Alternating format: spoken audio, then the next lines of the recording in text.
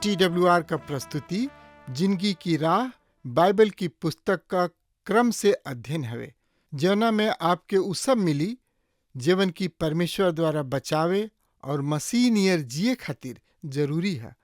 Bible ए बात के बुनियादी रूपरेखा के भी साथ रखेला कि एगो विश्वासी के दूसरे के साथ कैसे जिए के बा। जे यीशु के पाछा चलेला, कृपा करके देखी सुनी ताकि परमेश्वर आपकी जिंदगी का रास्ता बतावस। यीशु का नाम सुखदाई, भजन करो भाई, ये जीवन दो दिन का। यीशु का नाम सुखदाई, भजन करो भाई, ये जीवन दो दिन का।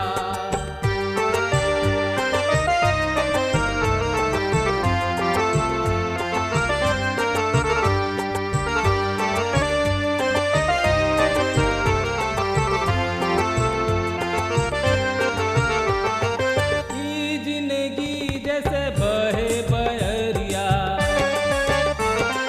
ई जिंदगी जैसे बहे बहरिया, ई नहीं माँ उड़ी जाई, भजन करो भाई, ये जीवन दो दिन का। यीशु का नाम सुखदाई, भजन करो भाई, ये जीवन दो दिन का।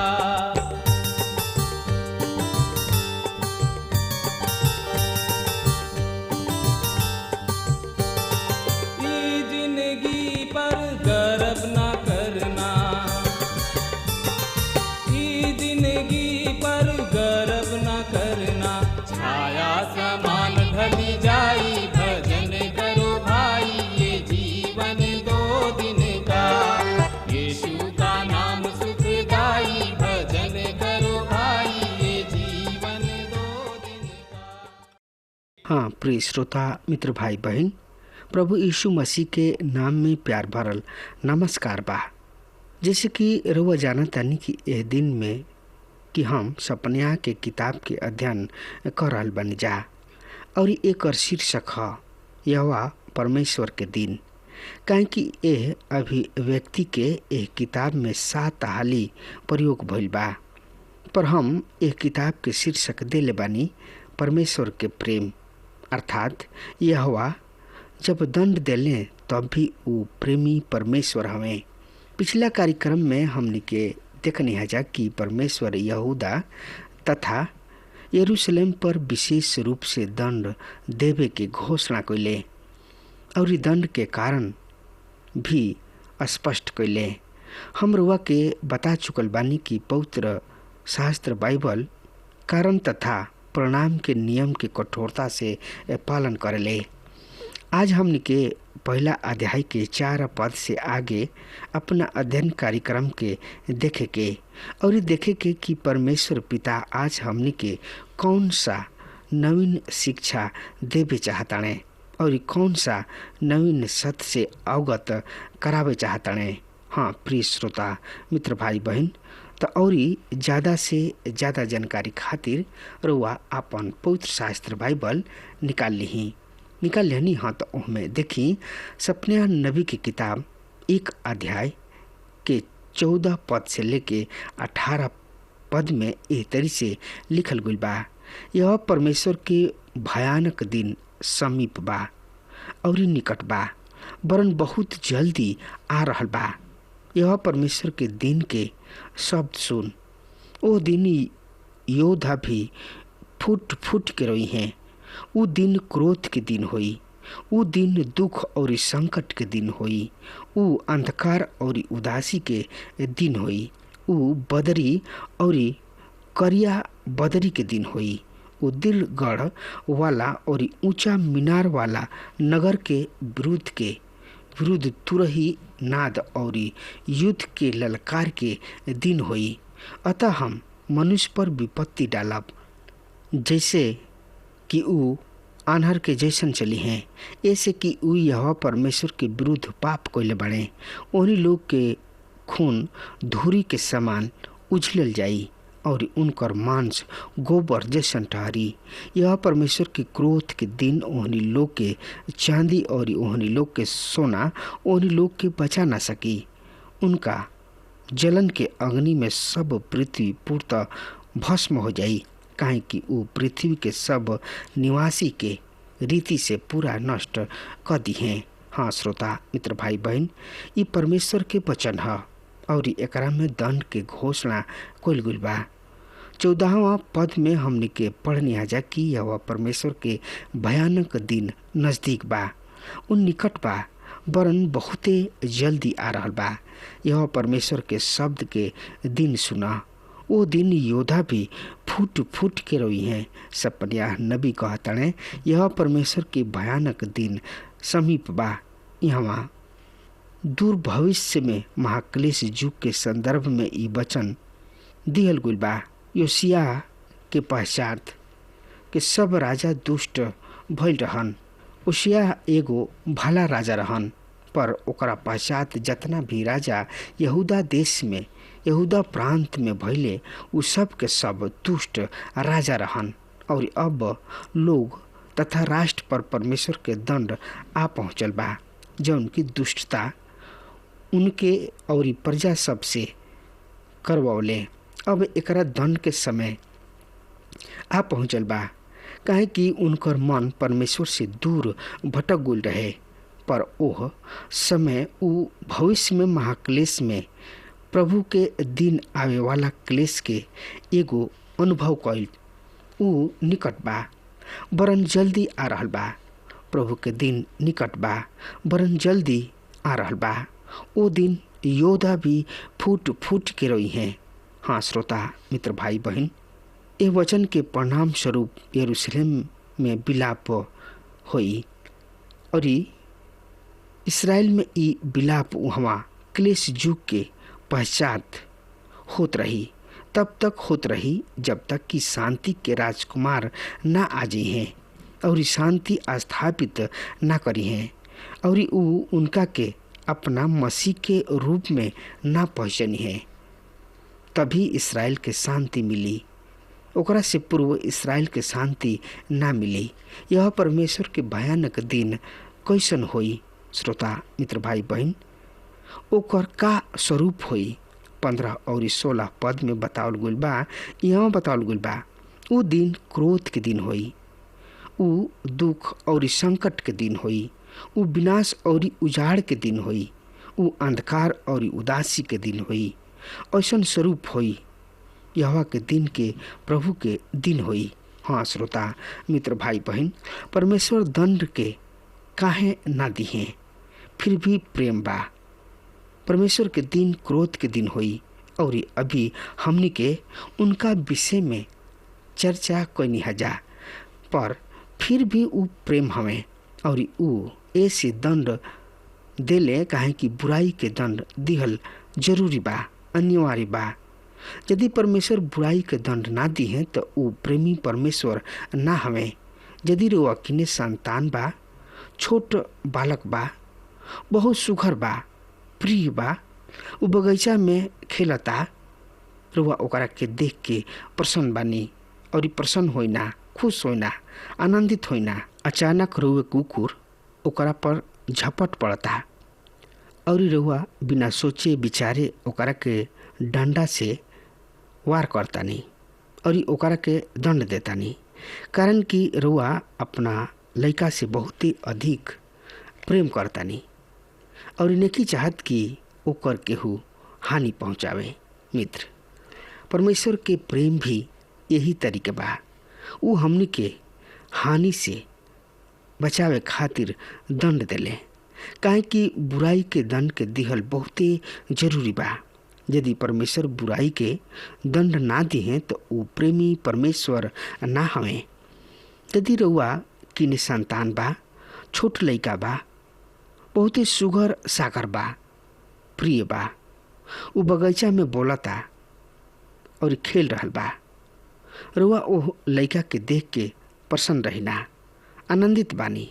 अचानक राउरी कुकुर ओकरा पर झपट पड़ी और रउआ ओकरा पर बिना सोचे विचारे प्रहार करतानी और रउआ नहीं चाहत कि ओकरा कौनो हानि पहुँचे। मित्र, परमेश्वर के प्रेम भी यही तरीके बा। उ हमनी के हानि से बचावे चाहलन। उ हमनी के हानि से बचावे खातिर दंड दिले।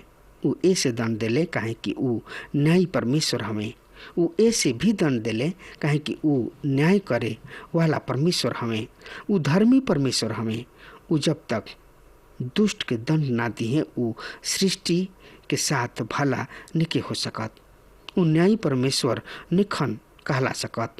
तब 17 और 18 पद में हमने के पढ़नी हजा कि हम मनुष्य पर विपत्ति डालब जौना से उ आंधी के नाई चले हैं। ऐसे उ यहोवा परमेश्वर के विरुद्ध पाप कइले बाणे। ओहनी लोग के मांस गोबर के जैसन ठहरी और ओहनी लोग के खून धूरी के समान उछलल जाई। बड़ा ही कठोर भाषा बा। मित्र, ये बड़ा ही भयानक दंड है। और रउआ जानतानी कि शल्य चिकित्सा तो ऐसन ही भयानक होला। ऑपरेशन ऐसन ही भयानक होला जब तक चिकित्सक वो फोड़ा के चीरे लेना रोगी स्वस्थ नहीं के हो सकत। पाप के धब्बा बहुत गहरा होला। उ साधारण धुलाई से ना जाला। उ बहुत ही अधिक पटकल गोयला के बाद ही जाला। जब प्रभु यीशु मसीह जौन की पाप से अनजान रहन, रुआ जानतानी कि उनकर 38 कोड़ा लगावल गइल। उनका के लहू लुहान क दिहल गइल। उनका हाथ और गोड़ में कीला ठोकल गइल। उनका के क्रूस पर चढ़ावल गइल। 6 घंटा तक लटकावल गइल। उनकर एक एक अंग टूट गइल। उनकर कैसन पीड़ा रहे। रुआ उनकर दुर्दशा से परिचित बानी। ई ऐसे भइल काहे कि उ हमनी के पाप बन गुलन। श्रोता मित्र भाई बहन, परमेश्वर पिता हमरा और रउआ पाप के कैसन सह लिहले। जिंदगी के बचावे खातिर शल्य चिकित्सा बहुत ही जरूरी बा। परमेश्वर भी अचानक शल्य चिकित्सा करलन, पर उ हमनी के बचावे खातिर ऐसन करेलन। यह परमेश्वर के प्रेम है। कैंसर के रोगी के शरीर से काट के निकाल दिहल जाला। ई ऐसे कइल जाला ताकि रोगी जिंदगी प्राप्त कर सके, उनकर बचावल जा सके।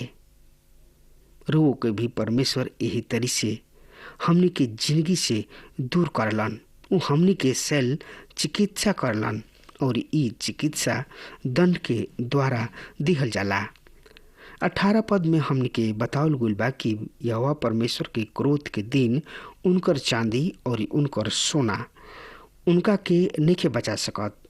उनका जलन के अग्नि में सब पृथ्वी पूर्णतः भस्म हो जाई, काहे कि उ पृथ्वी के समस्त रहे वाला के भयंकर रीति से पूरा रीति से नष्ट कर दिए। यहाँ पर शब्द आइल बा, उनकर जलन के अग्नि में सब पृथ्वी पूरा तरी भस्म हो जाई। मित्र, परमेश्वर ओहनी लोग के ओहो देश से निकाल दिए, काहे कि परमेश्वर ओहनी लोग से प्रेम करत रहन। यदि परमेश्वर ऐसन ना करते तो आवे वाला पीढ़ी पूरा के पूरा नाश हो जाई। परमेश्वर ओहनी लोग के बंधुआई में भेज दिले। आवे वाली पीढ़ी के बचावे खातिर परमेश्वर क्रियाशील होके के ही पड़ल और ओह कैंसर के शल्य चिकित्सा करे के पड़ल। उनका ऑपरेशन द्वारा काट के फेंके के ही पड़ल, जौन की राष्ट्र के भीतर ही भीतर गला के नष्ट करत रहे। परमेश्वर के धन्यवाद होके उनकर ई प्रेम और ये चिंता के खातिर यहाँ पहला अध्याय खत्म होता। और हमनी के कुछ समय तक 2 अध्याय के कुछ पद पर मनन चिंतन करे के। सो अब हमरा साथ देखी सपन्या नबी की किताब ओकर 2 अध्याय एक कुछ पद के देखे के। रूपरेखा के अनुसार दूसरा अध्याय के विषय है पृथ्वी और ओकर सब राष्ट्र के दंड। मित्र, परमेश्वर न केवल उनका आपन लोग के ही दंड देले, वरन उ पृथ्वी के बड़ बड़ राष्ट्र के भी दंड देले। हमने के यह बात के समझी कि परमेश्वर न केवल अपना ही लोगन के दंड देले, वरन उ पृथ्वी के बड़ बड़ देश के भी दंडित करलन। दूसरा अध्याय से लेके तीसरा अध्याय के 8 पद तक हमने के मुख्य विषय हुई। पर परमेश्वर अनुग्रहकारी तथा दयालु हमें। उ ना चाहलन कि केहू भी प्राणी नाश होखे। हमने के यह बात पर ध्यान रखे के चाही कि परमेश्वर प्रेमी हमें, पर परमेश्वर न्यायी हमें।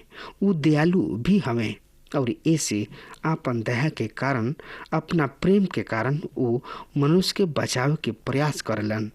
उ ओकरा के चेतावनी देले, ओकरा के सावधान करलन कि उ लोग आपन मन के फिरा ले और दंड के भागी ना होकस जा।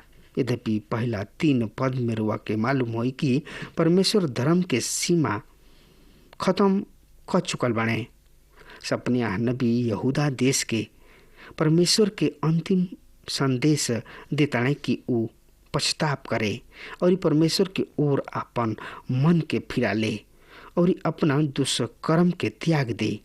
अध्याय 2 मन फिराव के आह्वान के साथ शुरू होता।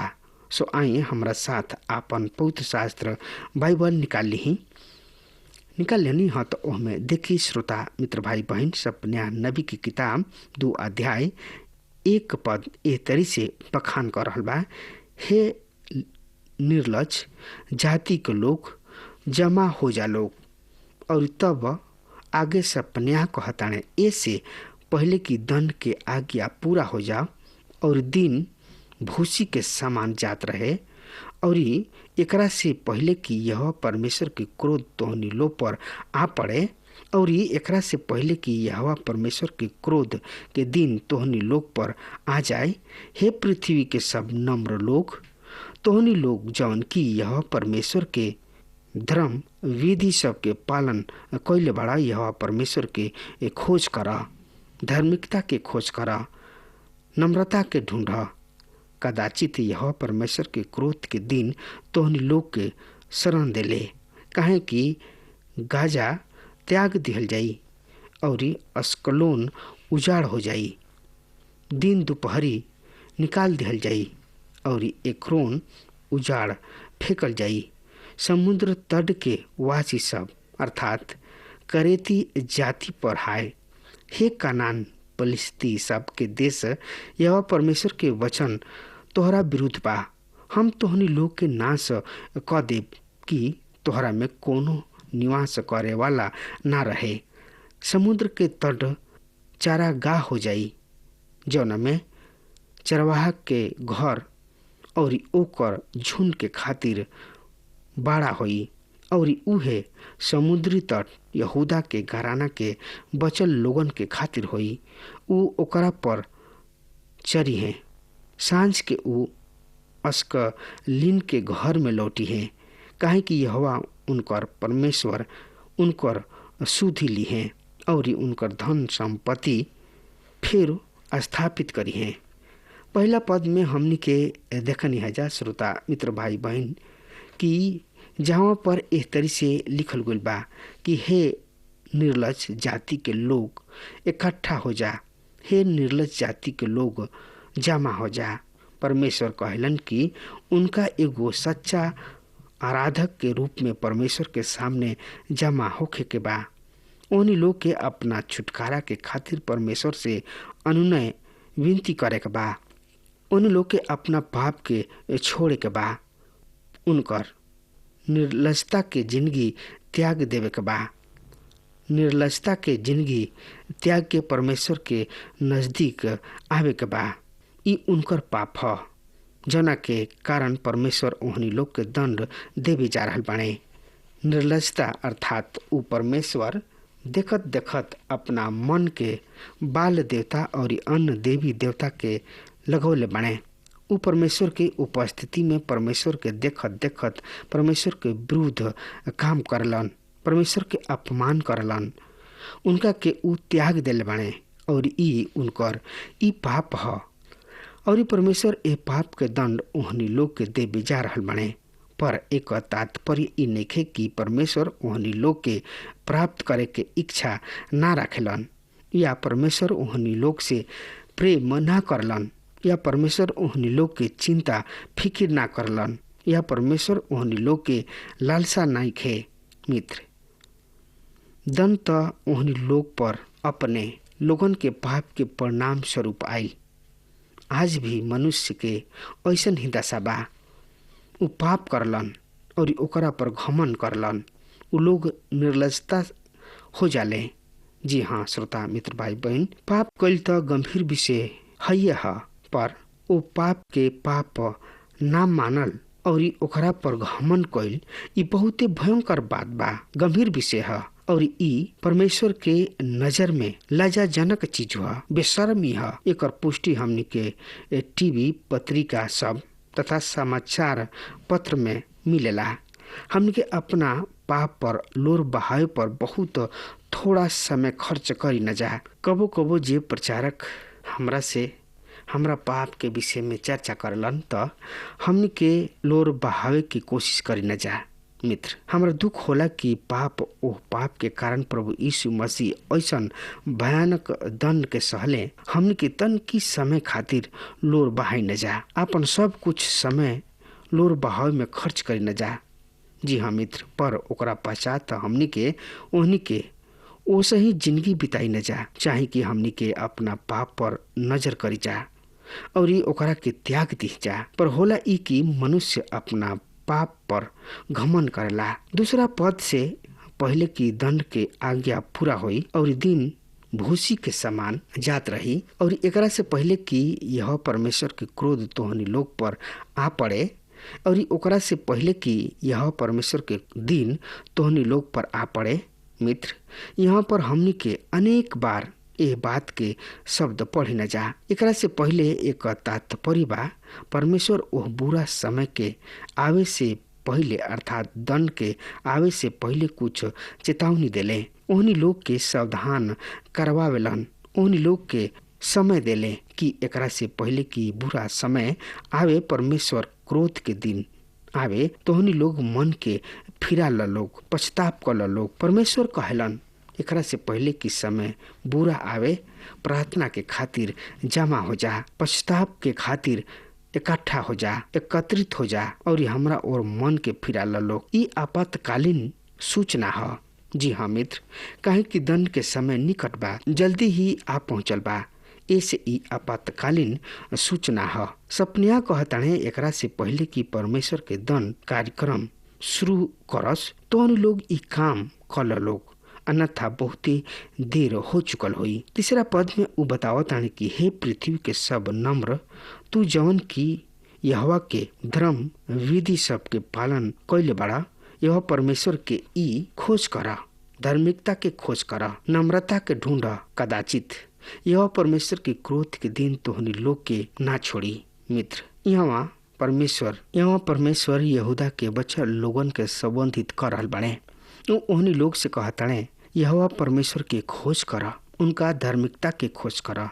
दूसरा शब्द में बचल लोगन के आपन आचरण पर सावधानी से ध्यान रखे के बा कि उनकर आचरण परमेश्वर के जोग बा या ना। फिर वो कहताणे नम्रता के ढूंढ, अर्थात बचल लोग अहंकार से फूल ना उठे, वो आत्मनिर्भर होके घमन से सिर ऊंचा ना उठावे, काहे कि इहे उ पाप है जौन की देश पर दंड के कारण ठहरल बा। आज विश्वासी सबके समूह में भी ई समस्या तीव्रता से सिर उठा रहल बिया। आज हमनी के ए बात पर विचार करे के आवश्यकता बा। हाँ मित्र, अगर हमरा बात रुआ तक पहुँच रहल बा त आज वे यही घड़ी प्रभु यीशु मसीह के आई और अपना पाप के स्वीकार करी और प्रभु परमेश्वर से कही कि प्रभु हमरा पाप के क्षमा कर द, हम गलत राह पर ना जाइब, हम तोहरा बात के मानब। मित्र, अगर हमार बात रुआ तक पहुँच रहल बा तो आज यही घड़ी प्रभु यीशु मसीह की ने आई और कहीं प्रभु हमरा जिंदगी के नैया के पतवार तू ही बन जा, तू ही खे के हमरा नैया के पार लगा जा। हाँ मित्र, अब हमार समय खत्म हो रहा बा, तब तक खातिर वह हमरा के आज्ञा दी। परमेश्वर वह के बहुते बहुते आशीष देसु। आमीन। हमके विश्वास बा कि ई कार्यक्रम आप सब खातिर फायदेमंद सिद्ध भइल हुई। अगर आप सबके लगे बाइबल से चाहे आपकी निजी जिंदगी से कोनो सवाल होके चाहे कोनो समस्या खातिर प्रार्थना करावे चाहतनी तो हमारी फोन नंबर पर जरूर संपर्क करें और आज का दिन आप खातिर सुखद बनावे।